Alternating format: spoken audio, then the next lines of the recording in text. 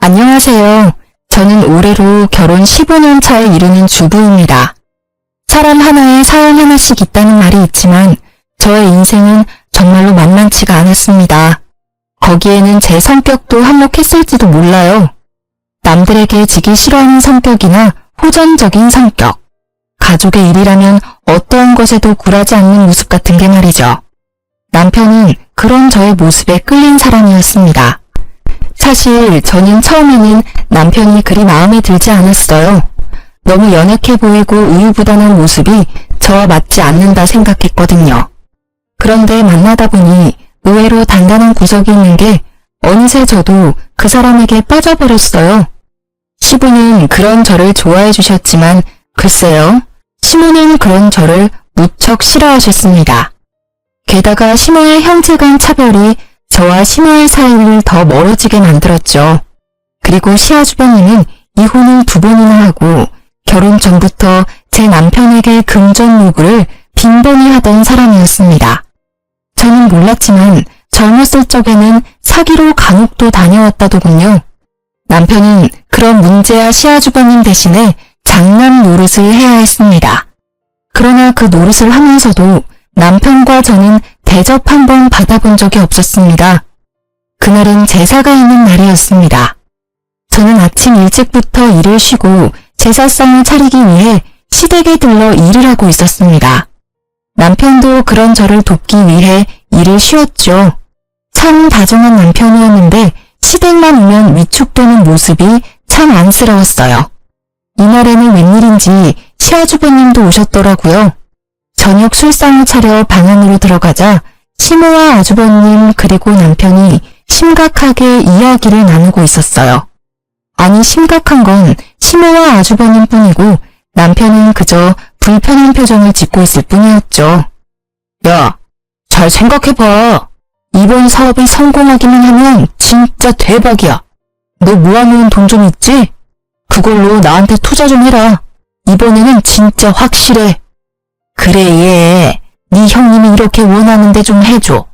너는 돈도 잘 벌고 아버지 돌아가시면서 목돈도 많이 모아놨잖니. 저도 돈 없어요.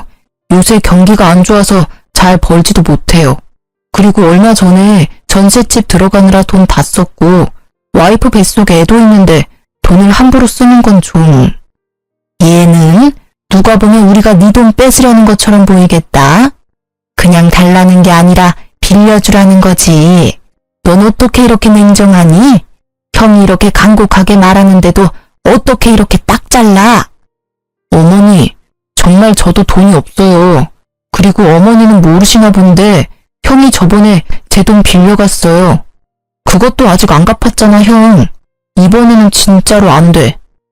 아, 누가 안 갚는데? 갚아줄 거야. 이번 투자만 제대로 성공하면 2배, 아니 3배로 돌려준다니까. 그 전에 빌린 것까지 싹 다 갚아줄 수 있다니까. 형, 제발 그만 좀 해. 나 진짜 힘들어. 이게 도대체 몇 번째야? 또 시작인가 싶어 슬슬 남편을 도우려는 때에 시모의 뜬금없는 말이 튀어나왔습니다. 잠깐만, 이렇게 하는 건 어떠니? 너희 전셋집 빼고 우리 집으로 들어와라. 어차피 노부부 둘이 사는 집 너무 커. 그리고 네 아버지 몸도 예전 같지 않아. 그러니 너희가 들어와서 살고 그 전세금 형님한테 빌려주렴. 그럼 되지 않니? 뭐하러 돈 들여가면서 전셋집에 살아. 여기서 살면 되지. 그건... 남편은 두 사람의 현란한 말솜씨에 놀아나고 있었습니다. 옴짝달싹 못하고 눈살을 찌푸리고 있는 남편 대신 제가 나섰습니다. 그건 절대 안 돼요, 어머님. 전세를 빼라뇨? 너는 빠지렴. 이 이야기에 네가 나설 곳은 없어. 아니요, 제가 나서야죠. 돈 빌려주는 사람 와이프인데 왜 제가 나서질 못해요? 게다가 그 전세금이 남편 돈만 있다고 생각하시는 건 아니죠? 제 돈도 남편 돈만큼 들어갔어요. 정말 못 배운 티가 이런 데서 나는 법이지. 어른들 말하는데 끼어들어서는... 네, 저 못 배웠어요. 그렇지만 싫다는 사람한테 억지로 돈 내놓으라고 하는 게 강도짓이라는 건 잘 알아요. 뭐? 강도짓?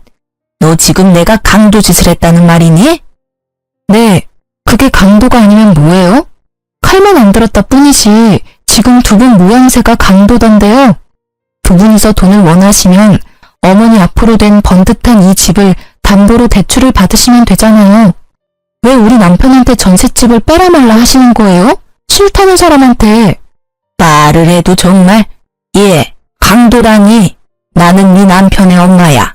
이런 소리는 충분히 할 수 있어. 그리고 네 아주버님도 마찬가지로 혈연이니 당연히 요구할 수 있지. 세상 천지에 누가 이렇게 당당하게 돈을 빌려요? 돈을 빌리고 싶으면 머리를 숙여야 하는 거 아닌가요? 둘이서 거머리 마냥 붙어서는 아주 사람 하나 피를 뽑으려고 작정을 한 것처럼 보이는데요. 거머리? 아이고, 이런 여자를 며느리라고 들리다니 무식한 데다 어른 보기를 쉽게 생각하지를 않나. 어머님, 이런 며느리가 제사상 차례상 다 차리시는 거 아시죠? 제 남편은 누구와도 다르게 다정하고 마음씨가 착해서 저는 이혼할 이유가 없거든요. 솔직한 말로 두 번이나 이혼하고 제사상도 차리지 않는 장남보다야 둘째 아들이 더 낫지 않나요? 너 말 다 했니? 어떻게 아주버님 되는 사람한테 그런 막말을 할 수가 있어? 어머님, 그러면 앞으로 입이 늘어날 식구가 있는 사람한테 전세방 빼서 돈 빌려주라는 건 막말이 아니에요? 아니, 빌려줄 수 있어요. 이제까지 빌려간 돈 다 갚아주면요. 그런데 이제까지 빌려간 돈도 갚을 생각이 없잖아요. 그마저도 갚지 않는 사람한테 더 이상 누가 돈을 빌려줘요? 첫째가 일부러 그랬니? 사업하다 보면 실패할 때도 있고 마음대로 안 될 때도 있지. 아주 보자 하니까 시댁을 우습게 알고. 시모의 말에 저는 아주버님을 똑바로 보며 말했습니다. 그 정도쯤 되면 사업에 소질 없으신 거예요. 그러니까 그냥 빠져나오세요. 다른 사람 힘들게 하지 마시고요. 그리고 돈 빌려갈 생각하지 마시고 빌려간 거 갚을 생각이나 해주세요. 여보, 그만해. 뱃속에 아이도 있는데 흥분하지 말고. 흥분 안 하게 생겼어? 전세금을 빼서 아주버님 사업자금으로 주라는 게 있을 수 있는 일이야? 기가 차서 말이 안 나와. 몇 번을 당했는데 또 줄 것 같아? 남편은 제가 이럴 때마다 말리기 바빴습니다. 뭐 궁합이야 잘 맞긴 했어요. 제가 화내고 남편이 말린다. 이 룰대로만 하면 사고는 쳐도 일은 크게 벌어지지 않았으니까요. 그렇지만 저희끼리만 좋으면 뭐예요? 이놈의 집구석이 우리를 가만히 두질 않는데 말이죠. 예, 네 와이프는 싸움닭이야. 성격이 보통이 아니야. 너 붙잡혀 사는 건 아니니? 여자가 남편 하는 일에 간섭하면 망하는 거야. 시모는 남편에게 그리 말했지만 남편은 그 말도 그냥 넘겼습니다. 시모가 남편을 걱정해서 그런 말을 하는 게 아니라는 걸 잘 알기 때문이었습니다. 그날 남편은 제게 조심스레 말을 꺼냈습니다. 당신한테는 정말 미안한 말인데 우리 합가 생각해보면 어떨까? 설마 당신 아주버님한테 홀랑 넘어간 거야? 아니야, 그런 건 아닌데 아버지 요새 기운 없어 보이는 것도 그렇고 어머니가 아버지한테 소홀해 보이는 게 눈에 보여서 좀 걱정이 돼서. 그건 그렇지. 요즘 많이 안 좋아 보이시기도 하고. 연애 때부터 시부에 대한 남편의 애정은 각별했으니 어쩔 수 없다고 생각했습니다. 저도 시부에게 사랑을 많이 받았기에 남편 뜻에 따르기로 했습니다. 그리고 차라리 가까이 있는 편이 남편과 제 돈을 지킬 수 있는 방법이라고 생각했어요. 그렇게 저희는 합가를 하기로 했습니다. 시부가 계시지 않았다면 절대 응하지 않았을 거예요. 합가를 하고 나니 시모는 웃기지도 않을 시집살이를 저희에게 시키더군요. 저는 원래 밟으면 더 들고 일어서는 성질이라 그럴 때마다 저와 시모의 다툼은 더 커져갔습니다. 예, 오늘 반찬 좀 몇 가지 만들어놔라. 어제 제가 다 만들어놨는데요. 너희들만 입이니? 첫째 요새 혼자 살며 사업하느라 밥도 못 먹고 다닌다더라. 첫째한테 갖다 줄 거니까 정성스레 맛있게 만들어. 그 말에 화가 난 저는 가만히 있을 수 없었습니다. 어머님, 하지도 않은 본가 근처에 살고 계신 아주버님 반찬은 어머님이 만들어주세요. 떨어져 지내면서 어머님 손맛이 얼마나 그립겠어요? 매번 맛없다며 수저놓게 만드는 제 음식 말고 어머님 음식을 가져다 주시는 게 좋을 것 같아요. 뭐? 너 해주기 싫어서 그러지? 기가 막혀서. 싫으면 싫다고 하면 되지 무슨 핑계를 그렇게 대. 됐어. 내가 사다 주련다. 돈이나 줘. 죄송하지만 돈도 없어요, 어머님. 저한테 맡겨놓으신 거 없으시고 이번 달 드릴 용돈은 이미 월초에 드렸어요. 그러니까 사서 가시려면 어머님 돈 쓰세요. 저는 이제 공과금까지 대신 내드리고 있잖아요. 그 정도는 알아서 해주세요. 그깟 공과금 얼마나 낸다고 생색이야? 용돈도 조금만 주면서 나를 이렇게 핍박해? 용돈 50만 원이 큰 돈이 아닌가요? 저희 버는 돈도 그렇게 많지 않은 거 아시면서 어떻게 그런 말을 하세요? 그렇다고 그 돈으로 태어난 손녀한테 장난감이나 옷 한 벌 사준 적이 있으세요? 저희한테 수고한다고 밥 한 끼 사준 적이 있어요? 계속 적다고 말씀하시면 더 줄일게요. 아이고, 며느리가 시무를 잡네 잡아. 그래, 어디까지 하나 해봐라. 나도 가만 안 있을 거야. 시무는 그 이후로 더욱 악독하게 시집살이를 시켰습니다. 일하고 온 사람 피곤한 거 알면서도 운전기사처럼 끌고 다니는가 하면 동네 사람들에게 기센 며느리 때문에 힘들다며 아주 광고를 하고 다니시더군요. 그렇지만 그런 시무의 행동은 아주버님에 비하면 정말 별거 아닌 일이었어요. 시무의 시집살이가 계속되는 동안 저희 전세금을 노린 아주버님의 공작은 끊이지 않았습니다. 당신 왜 이렇게 술에 취해서 들어왔어? 술도 못 마시는 사람이 인사불성이 돼서는?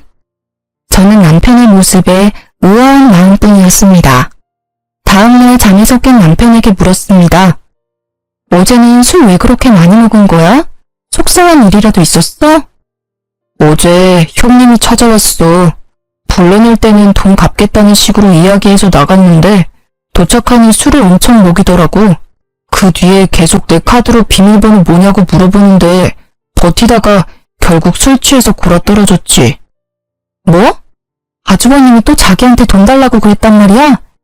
이번에는 아예 도둑놈처럼 카드에서 직접 빼내려고 했나 본데? 아, 가족 중에 강도가 하나 있으니 진짜 힘드네. 전세금을 당신 통장에 안 넣어놨으면 지금쯤 다 털렸을지도 몰라. 술에 취해서 내가 비밀번호를 말했는지 안 했는지도 기억이 안 나거든.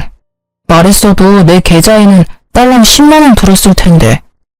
남편이 밤중에 연락 온 게 없나 폰을 확인하더니 곧 한숨을 푹 쉬더라고요. 그 10만 원도 살뜰히 가져갔네.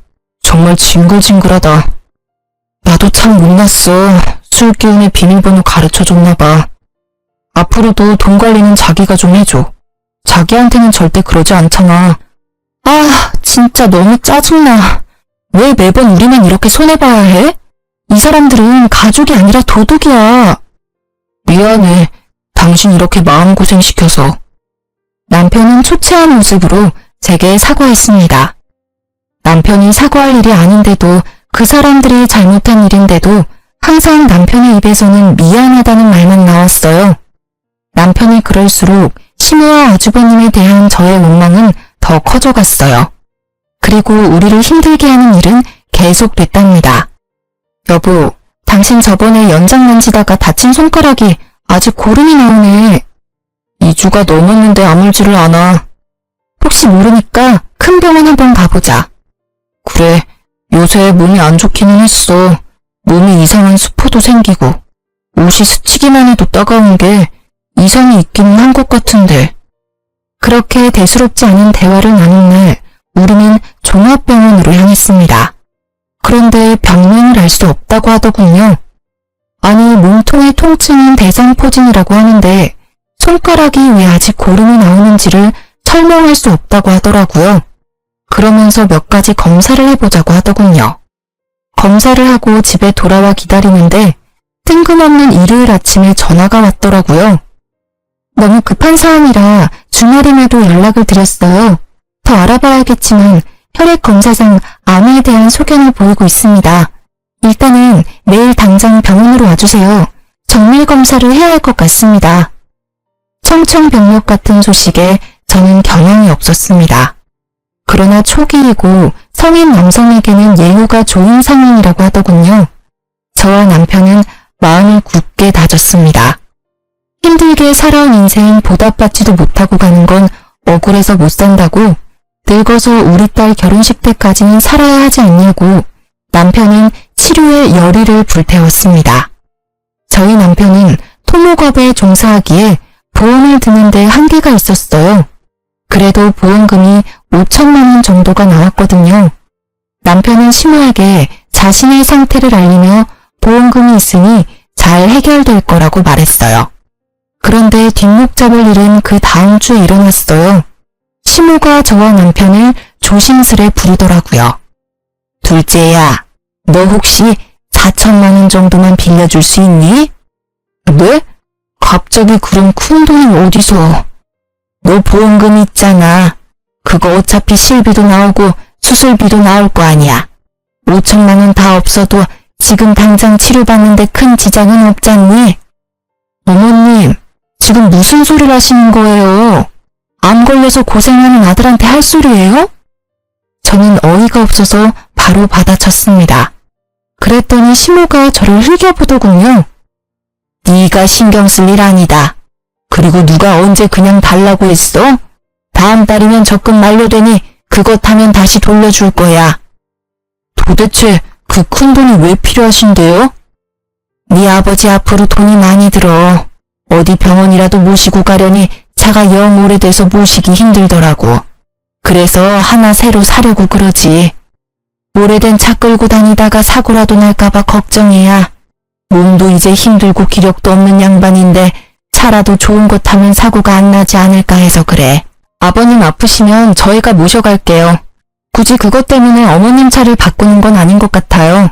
게다가 저희 처지에 4천만 원짜리 차는 너무 사치해요. 넌 매번 내가 하는 말은 안 된다고 그러더라. 그리고 병원 갈 때마다 너 일 쉬고 뛰쳐나올래? 돈 벌어야지. 애 앞길 생각하면. 그리고 자잘하게 갈 곳도 많아. 그럴 때마다 위험하게 둘 순 없잖아. 제가 절대 안 된다고 말리려 했지만 남편이 저를 다독이며 말했습니다. 아버지한테 필요한 거잖아. 그런 거면 난 빌려줘도 돼. 아버지 불편하게 다니시는 건 싫어. 남편은 아버지라는 단어가 들어가면 모든 게 약했습니다. 그 집안에서 유일하게 남편의 편이 되어주는 사람은 시부뿐이니까요. 솔직히 저도 시부에게 필요하다는 걸 안 된다 말할 수 없었어요. 그렇지만 무턱대고 어머님 말을 믿는 것도 싫었어요. 방으로 돌아온 저는 남편에게 말했어요. 그러면 일단 문자로 차용증 비슷하게 보내서 확인시켜. 내가 예전에 보니까 돈 떼인 거 받으려면 무조건 돈 빌려줬으니 갚겠다라는 문자 내역 같은 거 있어야 한대. 그렇게까지 할 필요 있을까? 당신은 그렇게 당해놓고 아직도 그 사람들을 몰라? 당신을 자식으로 생각하면 아들 아파서 받은 돈을 빌려달라고 하겠어? 남편은 제 말을 듣더니 결국 제가 제안한 대로 시모에게 돈 빌려간 내역을 문자로 보내며 조만간 돌려줄 것을 문자로 확인받았습니다. 그리고 다음날 시모가 약속한 날이 지나도 조용하길래 시모에게 먼저 말했습니다. 어머님, 저희 돈 받으러 왔어요. 돈 준비되셨어요? 그건 이번에는 못 준다. 좀 기다려야겠어. 네? 갑자기 그게 무슨 말씀이세요? 이번 달에 적금 탄다고 하지 않으셨어요? 그건 저번 달에 이미 받았어. 사실 나도 첫째한테 적금까지 빌려줬는데 애가 연락이 안 되는구나. 혹시 어머님 차 바꾸겠다고 가져간 저희 남편 보험금도 아주버님께 드린 건 아니죠? 그것도 싹 다 걔한테 줬어. 얼마나 나한테 해달라고 난리를 치는지 너희들이 알아서 줬으면 나한테까지 이런 불똥 튈 일 없었잖니. 무슨 말도 안 되는 말을 하시는 거예요? 어머님, 아세요? 그거 그냥 돈 아니에요. 우리 남편 목숨값이라고요. 피 같은 돈이라고요. 내 적금도 피 같은 돈이야. 너희 돈만 소중하니 못 받고 있는 건 나도 마찬가지야. 너희들은 왜 나한테 와서 이 난리야? 첫째한테 가서 직접 받아와. 애몬 사람을 괴롭혀? 어머님, 잊으셨어요? 돈 빌려가신 분 어머님이세요. 저희 증거도 있어요. 그래, 내가 빌려갔다. 너희는 늙은 시무한테 돈 빌려준 게 그리 아까워? 이렇게 빚쟁이처럼 사람 들들 볶는 건 아니지 않니? 적반하장도 유분수라는 말이 딱 떠오르더라고요. 남편은 그런 시무의 말도 안 되는 행태에 그저 주저앉아 있을 뿐이었습니다. 저에게 그런 망을 꺼내는 시무의 모습에 저는 흥분하고야 말았습니다. 어머님, 저희 보험금 받은 거 아주버님한테 말하셨어요? 그래, 걔한테 이야기했어. 너희한테 목돈이 생겼다고 들었으니 첫째한테 도움이 될까 싶어 말한 거야. 도대체 어머님은 어째서 아주버님을 싸고 도시는 거예요? 남편도 어머니 자식이에요. 게다가 매번 시대고고 귀찮은 일 아무 말 없이 다 도맡아 하는 효자라고요. 그런 자식한테 이러시는 거 부끄럽지도 않아요? 내가 왜 부끄러워야 하니? 네 남편이 내 자식이라고? 절대 아니야. 둘째, 너는 내 자식이 아니다. 네 아버지 자식이지. 어디서 굴러먹었는지 모를 년이랑 붙어먹어서 데려온 사생아. 나는 너 절대로 내 자식이라고 인정하네. 내 자식은 첫째뿐이야. 그때? 시모의 폭탄 발언에 남편은 놀라 벙벙한 표정이었고 저는 저대로 당황해 말이 안 나오더군요. 그런 한편으로는 이 상황들이 이제야 이해가 가기 시작했습니다. 너 3살 때 네 아버지가 너를 데려왔어. 우리 호적에 입양시키자고. 나는 첫째 아들이 있는데 왜 또 아들을 데려왔나 싶었어. 남편의 성화에 양자의 연을 맺긴 했는데 나중에야 제대로 알게 됐지. 네가 밖에서 낳아온 자식이란 걸. 나중에 알아보니 그 여자는 죽었고 네 아버지가 널 불쌍하게 여겨서 데려왔다는 걸 알았어. 저는 그 말에 시모가 남편을 못살게 굴었던 이유를 알 것 같았습니다. 그래도 이건 아니죠. 보기 싫었으면 쫓아보내고 연 끊으면 될 일을 이렇게 두고두고 괴롭혔다니. 난 내 자식 힘들어하는 꼴은 못 봐. 왜 내가 그걸 봐야 해? 너희들 죽을 때까지 우리 수발 들라고 합가하라고 한 거야. 내가 너한테 애정 한 조각이라도 있을 줄 알았니? 뻔뻔하기도 해라. 저는 시모의 말에 분노가 치미는 것을 느꼈습니다. 지금껏 이 집안의 크고 작은 일을 해결한 건 우리 남편이라고요. 매번 사고만 치는 아주버님이 뭘 해준 게 있다고 매번 감싸는 건데요. 평소에는 집에 오지도 않다가 돈만 필요하면 어슬렁거리며 와서는 사람들 돈 다 빌려서 가져가서는 안 갚고, 그런 사람이란 걸 알면서 어떻게 우리 남편 보험금을 가져가서 그런 사기꾼한테 전해줄 수가 있어요. 어머님도 똑같아요. 똑같은 사기꾼이라고요. 누가 사기꾼이야? 우리 첫째는 그런 짓 안 해. 재수가 없어서 계속 미끄러지기는 하지만 걔도 뒤에서 잘 받쳐주면 성공할 거라고. 보험금 그게 그렇게 중요해? 그냥 팍 죽어버리지 그랬니? 꼴도 보기 싫은 네 얼굴 볼 때마다 짜증이 얼마나 나는지 알고는 있니? 차라리 네 아버지를 닮았으면 정이라도 조금은 갔을 것을. 그 여자를 빼다 박았는지 정이라고는 안 가는 얼굴을 하고선. 그만하세요. 그런 소리 들을 만한 사람 아니에요. 어머님만 그런 줄 아세요? 저도 똑같아요. 아주버님 얼굴만 보면 치가 떨린다고요. 이번에는 어떤 사고를 쳤을까, 또 돈을 요구하면 어떡하나 하면서. 그러니 이번에도 아주버님 감싸주시면 저 진짜 용서 못해요. 아주버님은 어디 가셨어요? 그걸 낸들 아니? 나도 연락이 안 되는데. 설사 알아도 내가 너희한테 알려주겠니? 애를 이렇게 잡아먹으려고 난리들을 치는데. 화가 머리끝까지 난 저와는 반대로 남편은 도리어 차분해진 표정이었습니다. 이때 남편은 알게 되었다고 해요. 자신이 그렇게 노력해도 어머님께 인정받지 못한 이유를요. 그 이유를 알게 되어 오히려 홀가분했다고 하더군요. 결국 돈 4천만 원을 사기로 잃게 된 저희는 이제 치료에만 집중하자며 시댁에서 나오기로 했습니다. 아파서 요양하겠다고 하니 시모가 막지는 않더군요. 잘못한 일이 있으니 잡지 못한 것도 있겠죠. 그 뒤 시부가 죽고는 시댁과 완전히 연락이 끊어져 2년도 이대로 끊어지나 하는 작은 기대를 하고 있었어요. 그러나 그것도 1년을 넘기지는 못했습니다. 남편은 1차 치료를 끝내고 요양견 쉬고 있던 중이었습니다. 저는 그런 남편의 수발을 들기 위해 일을 그만두고 퇴직금을 받아 나온 상태였죠.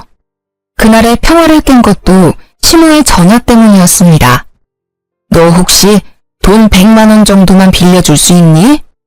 갑자기 전화하셔서 또 돈 이야기세요? 이번에는 뭐 때문에 필요하신데요? 말하는 꼰세하고는 친구 아들 결혼시킨다고 해서 축의금 하려고 그런다. 요새 너희들이 도통 들리지 않으니 돈이 없어서 말이다. 너희도 그렇지 한 번도 연락을 안 해? 매달 시댁에 용돈을 드리던 저는 그 당시 괘씸한 마음에 돈을 돌려받기 전까지는 용돈을 드리지 않기로 결심했었어요. 결국 돈이 궁해진 시모가 연락을 하신 거였어요. 그런데 어째 기분이 이상하더라고요.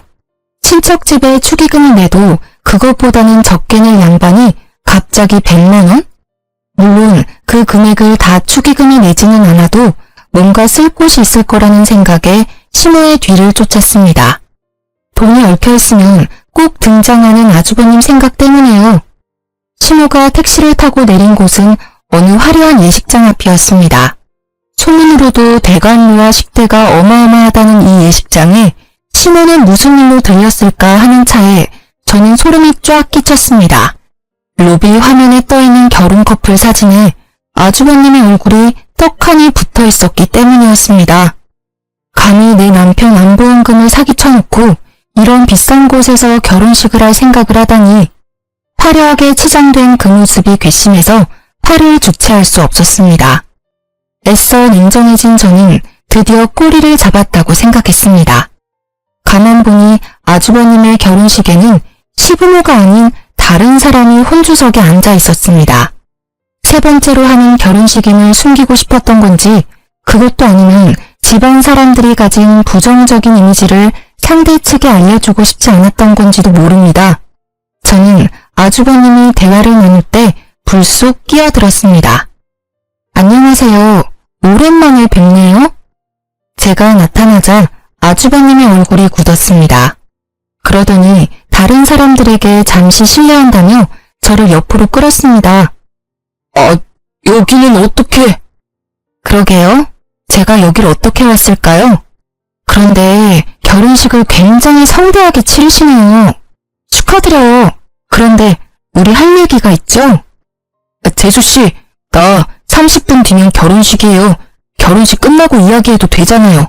남의 병사에 초를 치러 온 것도 아니고. 무슨 말씀을 그렇게 하세요. 정 원하시면 저는 여기서 말씀드려도 괜찮아요. 하객 알바까지 쓴 것 같은데 정말로 괜찮으신 거 맞아요? 아내가 될 예비 신부님이 모든 걸 알아도? 알았어요. 잠시만요. 아주버님은 저를 데리고 호텔 객실이 있는 층으로 향했습니다. 사람이 없는 걸 확인한 아주버님이 먼저 소리치더군요. 도대체 왜 이러는 겁니까? 어떻게 성사시킨 결혼식인데 이렇게 행패를 부려요? 행패요? 동생 보험금 가지고 치르는 결혼식이면 저도 관여할 수 있죠. 어머님한테 받은 남편 보험금 어쨌어요? 내가 뭘 받았다고 그래요? 딱 잡아떼는 아주버님 모습에 저는 코웃음을 쳤습니다. 당신이 어머님 시켜서 우리 남편 보험금 강탈해 간 거 내가 모를 줄 알아요? 사람을 우습게 보는 것도 한두 번이지. 우리가 아무것도 안 하니까 쉬워 보이나 본데 남편은 몰라도 나는 아니에요. 막말로 지금 당장 이 결혼식 뒤집어 엎을 수도 있고 당신 같은 사기꾼 민낯 알려주는 건 일도 아니야. 뭐? 사기꾼? 나 니네 남편 형이야. 못하는 말이 없네. 내가 왜 사기꾼이야? 그 돈 돌려준다고 몇 번을 말했어. 그리고 어머니가 준 건 어머니 돈이라고 생각해서 받은 거였어. 그만 잡아떼세요. 어머님이 벌써 말씀하셨어요.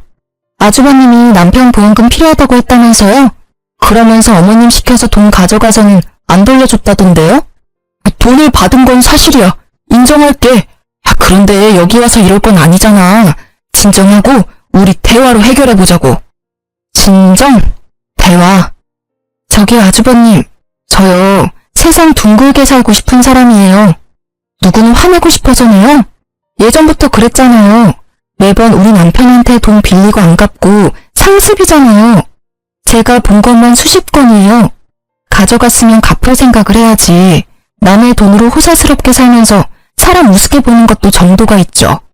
그리고 대화로 해결될 일은 아니죠. 돈을 가져와야 될 거 아니에요. 제 목소리가 커지니 아주버님은 당황했습니다. 알았어. 그럼 이렇게 해. 오늘은 바쁘니까 내일 어떻게든 돈을 마련해서. 제가 아주버님 수법에 당한 게 몇 년인데요. 지금 당장 준비하세요. 결혼식 끝날 때까지 안 주시면 저도 성심껏 이 결혼식 정성스레 망쳐드릴 테니까요. 아니, 하루도 못 기다려? 하루고 한 달이고 지금 몇 년 전에 빌려준 것도 안 갚으셨잖아요. 그리고 기다릴 필요가 어디 있어요? 이번 결혼식 친척 빼고 친구들 하객은 진짜죠? 친구들 엄청 많으신데 축의금으로 갚으시면 되겠네요. 그걸 가져갈 생각을 하다니, 그건 내가 받은 내 결혼 축하금이라고요. 다른 사람들의 성의가 있는 돈을. 그 돈은 성의가 있는 돈이라 괜찮고 동생 보험금은 성의가 없는 돈이라 안 돌려주는 거예요. 그리고 우리 남편 돈은 목숨이 달려있는데 가져가셨잖아요. 피차 일반이에요. 계속 안 주신다고 하시면 저 내려가서 다 말해버릴게요. 제 목소리가 호텔 복도에 울리자 결국 아주버님이 백기를 들었습니다. 알겠어. 소리 낮춰. 축의금 줄게. 그러니 좀 조용히 해. 다들 들으면 어쩔 거야. 이 결혼 파토나면 축의금도 없어. 저는 시간에 쫓기는 아주버님을 보내고 저는 축의금 받는 자리가 잘 보이도록 가까이서 주시하고 있었습니다. 아주버님은 패백하러 가기 전 잠시 들러 축의금 받던 사람에게서 가방을 받아 저에게 가져왔습니다. 저는 가방을 받아 금액을 확인했습니다. 사업한답시고 이리저리 돌아다니던 사람이라 그런지 축의금도 많이 들어왔더군요. 저희한테 빌려간 돈에 한참 못 미치네요. 나머지 2천만 원은 어머님 편으로 보내주시면 제가 받아갈게요. 그리고 제 조건을 들어주면 앞서 빌려가신 돈은 탕감해 드릴게요. 이번에는 또 뭐야? 무슨 조건인데? 저와 남편에게 어떠한 금전 요구도 하지 마시고 어머님 통해서 돈 빌리는 것도 하지 마세요. 그리고 남처럼 지내요. 앞으로 아는 척 하지 마시고 이 조건 깨지면 빚쟁이처럼 남은 금액 받으러 따라다닐 거니까요. 생각보다 별거 아닌 조건이었다고 생각했는데 아주버님의 표정은 썩 좋지 않았습니다. 그 표정은 지갑을 강제로 뺏긴 억울함과 짜증이었어요. 그 얼굴을 보는 순간 저는 안도의 숨을 몰래 쉬었습니다. 2천만 원 잊지 마세요. 그거 안 주시면 어머님 앞으로 된 집으로 대출받아서 가져갈 거예요. 실질적으로 저희한테 돈 빌려간 사람은 어머니시거든요. 어머님한테 돌려받는 게 맞죠. 그럼 굳이 이 축의금을 가져가지 않아도 되잖아. 내가 어머니한테 드릴 테니. 그건 그거고 이건 이거죠. 어머님한테 드린 돈이 아주버님한테 간 걸 아니까 찾아왔고 현금이 있으니 제가 받아가는 거고요. 지금이 지나가면 또 돈 없다고 하실 거 분명하니까요. 아쉽다고 생각하지 마세요. 저희는 그 돈 충분히 받을 자격 있다고 생각하니까. 눈 뜨고 축의금을 빼앗긴 그 기분을 곱씹고 있을 아주버님을 보며 저는 생긋 웃어주었습니다. 그럼 신혼생활 즐겁게 하세요. 저를 노려보는 아주버님을 뒤로 하고 속으로 즐거움의 소리를 지르고 있었습니다. 처음으로 돈을 돌려받았어요. 그냥 돈이 아니었으니 더 소중했습니다. 저는 이 기세로 나머지 2천만 원도 돌려받기로 했습니다. 저는 돈을 은행 계좌에 넣고 남편을 불러 시댁으로 향했습니다. 시모는 저보다 일찍 돌아와 있더군요. 자식 결혼식에 얼굴 도장만 찍고 오는 처량한 신세라니. 그래도 안쓰러운 기분보다는 본인 손으로 그렇게 만들었다는 생각밖에 들지 않았어요. 너희 여기 웬일이니? 이 집에는 오지 않기로 한 거 아니었어? 말씀드릴 게 있어서 왔어요. 당신이 직접 말해요. 저는 남편을 바라보며 말했습니다. 남편은 준비해온 서류를 내보이며 시모에게 말했습니다. 어머니, 제가 생각해봤는데 저를 파양해주세요. 저는 더 이상 어머니의 아들이고 싶지 않습니다. 남편의 입에서 튀어나온 말에 시모의 얼굴이 악독하게 변했습니다. 뭐? 네가 뭔데 파양을 하라 마라 하는 거냐? 이제껏 입혀주고 재워주고 먹여줬더니 이렇게 은혜를 원수로 갚아? 그런 이유로 이제껏 제사며 차례며 잘 모시지 않았습니까? 합가에서 어머님 돌봐드린 것까지 하면 제 할 도리는 다 했다고 생각합니다. 그러니 파양해 주세요. 절대 안 된다. 파양이라니. 누굴 바보로 하니? 너희가 나 모시기 싫어서 그런 말 하는 거 안다. 그래서 반년 동안 연락 안 하고 살지 않았니? 그 정도 시간이면 반성했을 거라 생각했는데 그게 아니라 딴 생각을 해? 이제 그만하세요, 어머님. 저희도 더 이상 어머님 모시고 살 여력이 안 돼요. 이도 병원 치료 중이라 일도 못하고 힘들다고요. 게다가 친자식도 아니라며 타박 주셨잖아요. 그냥 서로 편하게 파양하세요. 파양? 내가 누구 좋으라고 그런 거래. 나는 죽을 때까지 너희한테 붙어 살 거야. 내가 죽을 곳이 네 집이라는 것만 알아둬라. 너는 내 자식은 아니지만 나를 돌봐야 할 이유가 있어. 천년의 자식을 거둬줬더니 그래서 죽을 때까지 저희에게 수발을 받으시겠다는 생각이세요? 그래, 내 자식 고생시키기는 싫으니 너한테 붙어 있어야지 어떡하니? 그럼 안 되겠네요. 어머님이 싫으시다면 재판으로 할까요? 이제껏 어머님이 남편이 제 핏줄이 아니라고 괴롭힌 것, 과도하게 금전 요구하신 것, 그런 것들이 다 증거가 되거든요. 저희는 뭐든 파양만 하면 되니까요. 나는 절대 허락 못한다. 너희는 절대로 이 집에서 못 나가. 나한테 신세진 값은 받아야지. 막무가내로 안 된다는 시모에게 저는 그분의 가장 큰 약점을 들이밀었습니다. 제가 얼마 전에 아주버님을 배웠어요. 결혼식장에서요. 벌써 몇 번째 결혼인지는 모르겠지만 여자 쪽 집안이 엄청 좋아 보이던데 어머님이 여기에 합의하지 않으면 저는 이 길로 아주버님 장인어른 댁으로 찾아갈 수밖에 없어요. 주소를 알아놨거든요. 마지막 말은 거짓이었지만 시모의 얼굴은 새파랗게 변했습니다. 명절에 와보지도 않고 집에 도움도 안 되는 장손이 뭐가 그리 좋아서 싸고 도는지. 안 된다. 네 형은 건드리지 마. 이제 마음 잡고 잘 사는 애야. 왜 그 애를 건드리는 거야? 어머님께서 파양해 주시면 건드릴 필요도 없고 아예 만나지도 않을 거예요. 그 서류 작성하시면 우리와는 남이니까 서로 얼굴 마주칠 필요도 없어요. 아니면 제가 그 집에 찾아가서 어머님이 아주버님 친모이고 외방 자식인 둘째 아들 피 같은 보험금 사기쳐서 가져갔다고 말할 거예요. 악에 바친 제 말에 결국 무너진 건 시모였습니다. 그 애는 건드리지 말라며 저희를 노려보며 합의서를 작성해 주더군요. 저희는 드디어 남이 되는 첫 발을 디디게 됐습니다. 그리고 저는 상쾌한 시모에게 마지막 결정타를 날렸습니다. 그리고 그 결혼식에서 아주버님이 가져가신 돈 4천 중에 2천은 돌려받았어요. 나머지 2천은 어머님께 돌려받으려고요. 잘 아시겠지만 저희는 아주버님한테 빌려드린 게 아니라 어머님한테 빌려드렸잖아요. 빠른 시일 내에 갚아주세요. 돈 없다. 나도 너희랑 똑같이 첫째한테 다 털어넣었어. 그러면 이 집이라도 팔아서 갚으시면 되겠네요. 그리고 아주버님 댁으로 들어가시면 딱 좋고요. 그걸 말이라고 하니? 왜 내 새끼가 그 고생을 해야 해? 그러니까요. 우리 남편한테 잘해주셨으면 끝까지 모시고 살았을 텐데. 이제 남이라 그럴 수도 없겠네요. 어쨌든 2천만 원은 빨리 갚아주세요. 안 갚으면 아주버님한테 갚으라고 할 테니까요. 결국 파양 합의서에 사인한 시모는 며칠 뒤 2천만 원을 보내왔습니다. 어떻게 구한 돈인지 알 수 없었으나 그 돈을 받고 얼마나 마음이 놓이는지 남편 치료에 집중할 수 있어서 다행이라는 생각만 들었어요. 그렇게 저희와 시댁 인연은 모두 끊어졌습니다. 남편은 몸 상태가 좋아지고 있었고 아이도 잘 크고 있어요. 한번 시모가 저희를 찾아온 적이 있었어요. 시모의 남동생, 그러니까 남편의 전 외삼촌이 저희에게 시모를 데려왔더라고요. 알고 보니 아주버님이 시모의 땅 문서를 가지고 가 몰래 팔았고 시모는 그것도 모르고 집에 있다가 그 집을 산 사람들에 의해 쫓겨났다고 하더군요. 그래서 너희가 네 모친을 받아주면 안 되겠니? 죄송합니다. 이제 법적으로 저와 관련 없는 분이세요. 제가 모실 이유 없습니다. 여기서 이럴 게 아니라 형님께 모시고 가세요.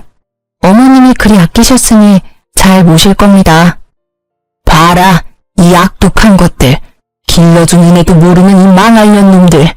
내 자식으로 키워줬더니 이렇게 은혜를 원수로 갚아? 어머님, 말씀은 똑바로 하셔야죠. 은혜를 원수로 갚은 건 어머님이세요. 그러게 차별하지 말고 잘 키워줬으면 지금쯤 저희 남편이 어머님께 잘했겠죠. 장인 장모한테도 그리 살뜰하게 대하는 이 착한 아들을 어떻게 그렇게 모질게 굴어서 정을 떼게 만들어요? 당신 그만해. 어쨌든 외삼촌, 다시 한번 말씀드리지만 저희는 못 모셔요. 헛걸음하시게 한 것 같아 죄송하지만 형님께 가보시는 게 좋을 것 같습니다. 끊어내는 남편 말에 외삼촌이 머뭇거리며 말했습니다. 너의 형님은 얼마 전에 사기죄로 감옥 들어갔단다. 나도 자세히는 모르는데 그 결혼한 여자 집안에서 사기를 쳤다고 하더라고. 누님도 그놈이 친 사기에 빚쟁이들이 찾아와 난리치는 바람에 고생 좀 했다. 넌 그런 얘기를 뭐하러 해? 누님, 이제 그만 좀 하세요. 땅 문서 갖고 도망친 놈 뭐하러 두둔하시는 거예요? 마음을 곱게 쓰셨으면 말년에 이 고생은 안 하셨을 텐데. 남이사, 마음을 곱게 쓰던 못생기게 쓰던 그게 너랑 뭔 상관이야? 상관이 왜 없어요? 얘들까지 안 받아주면 누님을 제가 모셔야 한다고요. 저희는 그렇게 할 수 있는 상황도 아니고 어째서 제 자식들한테 고모까지 모시라고 해야 하냐고요. 왜 네가 모셔? 나 여기에 두고 가라. 죽더라도 여기서 죽어버릴라니까. 제발 좀 그만하세요. 자식을 어떻게 키웠으면 늙은 노모 혼자 사는 집을 몰래 팔아버릴 수가 있어요? 제 엄마 무시하고 혼주석에 알바를 올릴 생각을 하냐고요. 사기치고 나서 누님한테 다 뒤집어 씌우는 그런 몸팽이에요. 누님, 제발 정신 좀 차려요. 친자식이 저런 짓 한 거면 이미 폐륜이나 마찬가지라고요. 그래도 내 자식이야. 내 핏줄이라고. 그놈이 그런 짓을 했어도 나는 후회하면 안 된다. 그러면 그년한테 지고 마는 거야. 외삼촌에게 한 소리 들은 신우가 되려 화를 내자 외삼촌이 한숨을 푹 쉬며 고개를 절레절레 흔들었습니다. 이후 어쩔 수 없이 외삼촌이 시모를 모시고 갔습니다. 저희는 두 사람이 나가시고 가슴을 쓸어내렸습니다. 만약 파양을 하지 않았다면 아주버님의 사기에 대한 여파가 우리에게까지 미쳤을지도 모른다는 생각을 했거든요. 나중에 외삼촌이 시모를 요양원에 모셨다고 하더군요. 그렇게 진짜로 저희와 시모의 연은 끊어졌습니다. 적고 보니 정말 파란만장한 일들의 연속이네요. 남편은 병마를 딛고 지금은 일도 다시 시작하며 잘 지내고 있습니다. 저도 강도 같은 시댁 걱정을 하지 않으니 세월이 여유로워졌어요. 우리 가정을 지킬 수 있어 다행이라고 생각합니다. 세상에 나쁜 놈이 없는 사람 등쳐먹는 사기꾼이라고 그런 사람들은 인연을 끊는 게 답인 것 같아요. 긴 사연을 들어주신 분들에게 감사의 마음을 드리고 싶네요. 내일은 오늘보다 더 행복하시길 바랍니다.